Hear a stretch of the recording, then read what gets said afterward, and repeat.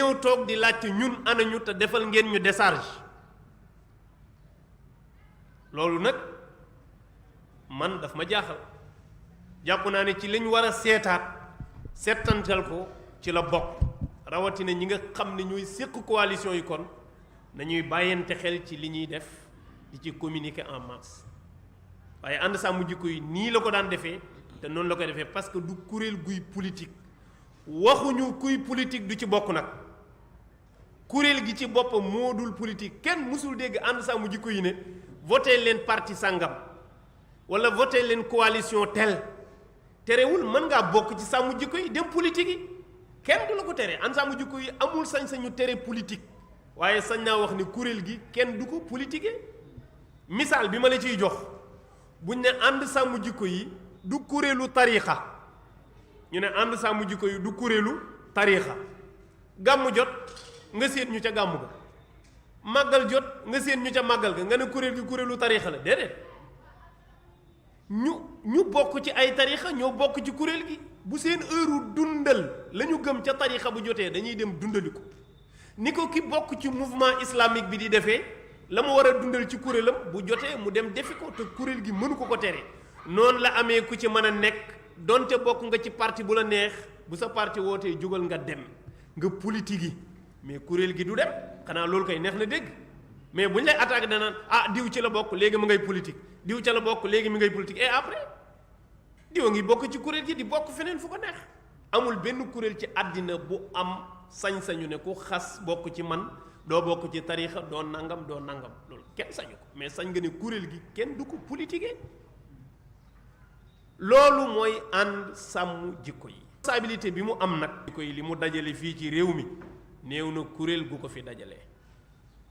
xalif généraux yi jël seen baat jox la def signature bind wane ne lii ngeen di xeex ñun ànd nañ ci te loi bi ngeen di sàkku d'accord nañ ci loolu barewul kuréel yu ko am loolu nag di nga ko am di nangu ku jóg rek ne la waxal nga wax balaa ngaa wax da ngay natt li ngay wax ak fa nga koy waxee parce que kuréel goo xam ne wutoo poste wutoo palte wutoo payoor yow élection lan la dépassé élection du la déranger ki bëgg a falu nag moom day tegaate pression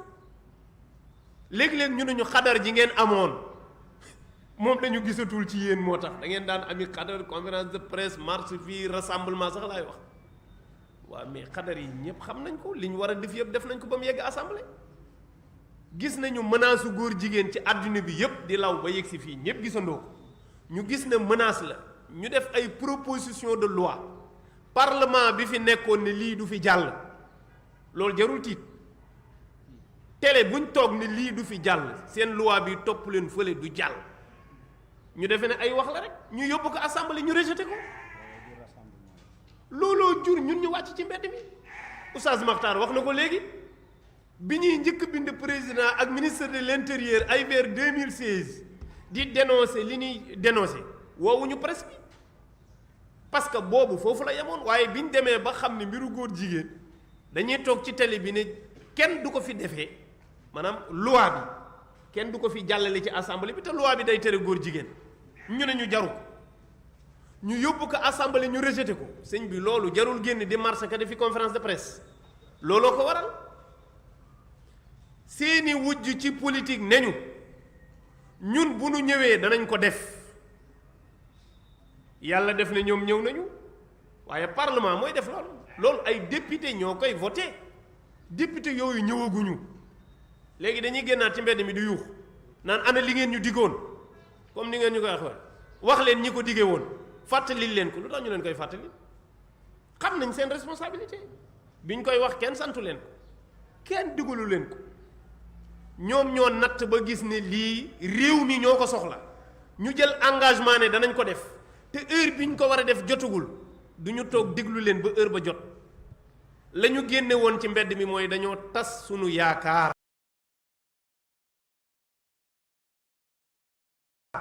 parce que ñu xas ci plateau yi loi boo dugal ñu sànni ko ñii deful ñu lool ñii dañu ko def léegi duñu leen déglu ba xam joxe naa ci benn misaal démb yaa ngi tukki yaa ngi ca garage ba yor sa yóbbante bopp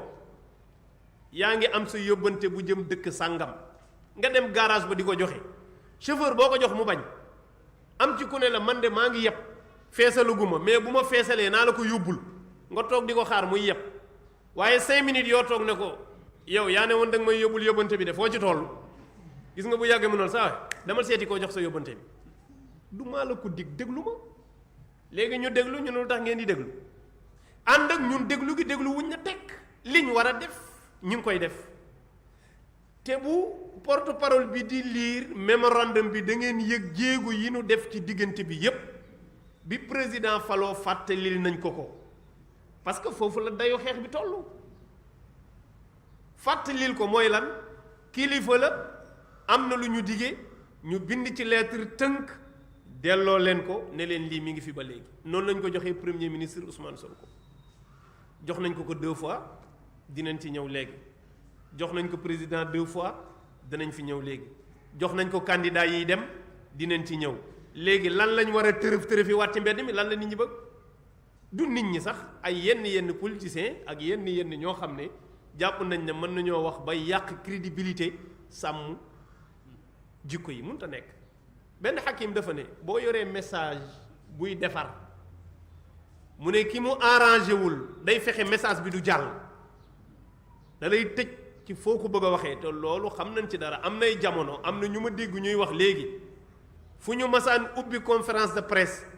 ba nu yor du ñëw dañuy lànk ne duñ ñëw buñ leen woowee duñ ñëw du ñu jàllale suñu élément lenn lu bokk ci sàmm jikko yi duñ ci wax parce que bëgguñu woon message bi dem musu leen a intéressé léegi tey message bi jàll na ñu jàpp ne nit ñi jàllale nañ loolu mu ne nañ yàq nit ki ci boppam léegi day bàyyi message bi yow lay viser yow ndax boo amatul crédit rek message bi dootu am benn crédibilité mu wan leen ne ñi koy xeex ay naafeq lañ gëmuñu dara seen poosa leen tax a jóg pour que bu message bi jógatee nga bàyyi message bi mu daanu parce que ñi koy xeex amuñu crédibilité ñun ëpp nañu loolu bokk ñoo ñoom ci loolu lii ñuy def ñun utuñ ci palte utuñ ci place utuñ ci payoor utuñ ci dara yàllaa tax ñu di ko def ngir yëg ne menace bu rëy a ngi nii di ñëw ci àddina bi fépp ba pare ñu gàll ci ay milliards ak i doole di ko pousser askan wi pour ñu def ko mais ñu taxaw ne duñ ko def yaakaar ji nu am na kenn mënuñu koo xañ yaakaar ji mooy am nañu yaakaar bu wér ne parlement bii di ñëw moom kenn mënul werante ne loi bi daa war a jàll parce que léegi même ñi bañoon sax nee nañ daa war a jàll kon kay léegi c'est fini jeex na jeex su ko defee yooyu yëpp nag bokkoon na ci yi nga xam ne jàppoon nañ ne ñun duñu nangu ku ñu yóbbaale ci affaire politique duñu ay opposant parce que am na ñoo xam ne liñ naan la waxal dañu naan dañuy xaar ngeen dal ci kaw état bi dugg ci kawam ñun loolu mosuñ ko nangu ensemble ji koy rassemblement yu mag yi mu daan def fii chef de l'opposition da daan ñëw Ousmane Sonko da daan ñëw mais bu ñëwee duñ ko jox kàddu da daan ñëw toog ci kaw parce que moo ñëwal boppam gis na ko waaw ñun buñ bëggoon a xeex dong ak gain politique mais bu ñëwee da naan kaay leen ñu profité ci kàddoom mu jàllaleel ñu message segam loolu la ñu bañoon démb lu tax tey ñu bugg ko nangu ñu jàpp ne dañu war féeteeg ñenn ci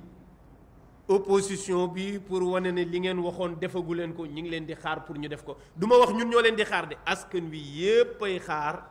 ñii di ñëw insha allahu taala que loi bi daa war a jàll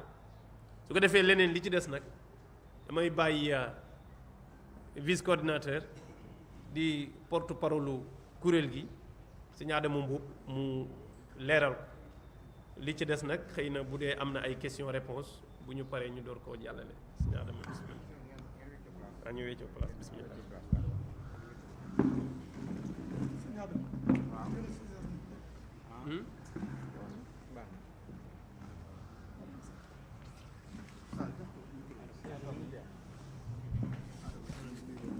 nga jël waaw da koy lire micro yi micro bi ci micro cravate bi la wax nga jox ma ok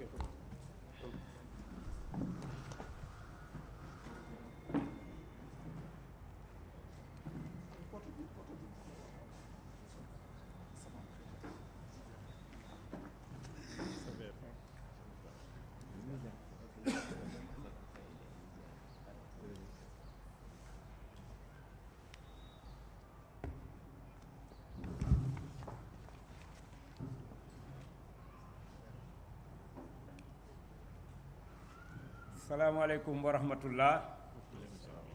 ngi tàmbalee sunu kàddu ci sant yàlla mi nga xam ni xéewal bu waaye am moom dong moo la ko may julli ci yonent bi sallallahu alayhi wa sallam di ziar sunu mbokki presse bi yëpp ak kilifa yi nga xam ni ñoo bokk ci ànd sàmm jikko yi ak soppeem yi teew yëpp kon ñu ñëw lire communiqué bi en français. Nous venons lire le communiqué de ànd sàmm jikko yi en français d'abord. Bismillahirrahmanirrahim. Chers concitoyens, ànd sàmm jikko yi vous salue. Aux Sénégalais d'ici et de la diaspora, nous disons assalamu alaikum wa rahmatullah. Nous sommes aujourd'hui devant la presse nationale et internationale pour rendre compte devant le seul mandant légitime et naturel de notre combat et l'idéal pour lequel nous combattons, nous battons. Allah, pour le peuple sénégalais. Ce sera pour faire un peu avec vous un bref état des lieux des activités du collectif pour que chaque Sénégalais puisse attester de lui-même sans manipulation ni pression de la sincérité de notre pacte de fidélité et de notre constance à servir les valeurs sans autre motif que de préserver l'héritage culturel qui fonde le ciment de notre unité nationale. Beaucoup d'entre vous ont pu suivre entre 2021 et 2022 le bras de fer épique entre And Samm Jikko Yi et la 14e législature avec le régime sortant et tout ce qui s'en est suivi sur la question de la proposition de loi portant criminalisation de l'homosexualité. Nous n'allons pas nous attarder sur le sujet, Faté Khadjoufi, et ce n'est pas aujourd'hui l'objet du débat. Vous avez été témoins, vos organes l'ont relayé, les vidéos sont disponibles sur le net. De l'engagement du principal parti d'opposition d'alors, aujourd'hui au pouvoir, à travers son leader, M. Ousmane Sonko, aujourd'hui Premier ministre. Je le cite. La première chose que nous allons faire lorsque nous aurons la majorité à l'Assemblée nationale sera de voter la loi sur la criminalisation de l'homosexualité. Fin de citation. Nous sommes Sénégalais et d'égale dignité. Nous sommes entre responsables dignes de confiance jusqu'à la preuve du contraire. Chacun d'entre nous ne peut être mu, à notre sens, que par l'intérêt national. Samm Jikko Yi a pris acte. Le 24 mai 2024, le collectif a remis au Premier ministre Ousmane Sonko la lettre transmissive du mémorandum participant des aspirations légitimes du peuple sénégalais. Le collectif s'y exprimait en ces termes, je cite, And Samm Jikko Yi ne peut concevoir les assauts récurrents et répétés des apôtres de la cause LGBT dans notre débat national. Fin de citation. C'était lors de la polémique Mélenchon. Toujours dans la même correspondance, nous avions affirmé, je cite, notre intime conviction désormais est que la page des vœux pieux et des tergiversations stériles devait être définitivement tournée. Ils ne cesseront de harceler le Sénégal qu'avec la criminalisation de cette abomination. Fin de citation. C'est dans les mêmes termes que le collectif avait saisi le président de la République, M. Bassirou Diomaye Diakhar Faye, par ampliation de la même correspondance, toujours dans le dessein de lui rappeler les attentes légitimes soutenues par notre action du peuple sénégalais souverain conformément à notre héritage culturel et à nos croyances. Voilà donc pour la saisine des nouvelles autorités dès les premières heures de leur exercice du pouvoir, mais sans qu'il n'ait la majorité à l'Assemblée. Lors des assises nationales de la justice qui se sont tenues du 28 mai au 5 juin 2024 au CICAD, le collectif a porté pendant toutes les sessions et jusqu'en plénière le combat de la criminalisation, réitérant encore et toujours sa détermination à faire respecter la volonté populaire, confortée par la signature de tout ce que le Sénégal compte comme association et autorité religieuse. Voilà donc, mesdames, messieurs, ce que l'on peut appeler sans se tromper une présence militante sur le terrain des valeurs. Venons maintenant au présent et à l'actualité des élections législatives en cours. Le jeudi 31 octobre 2024,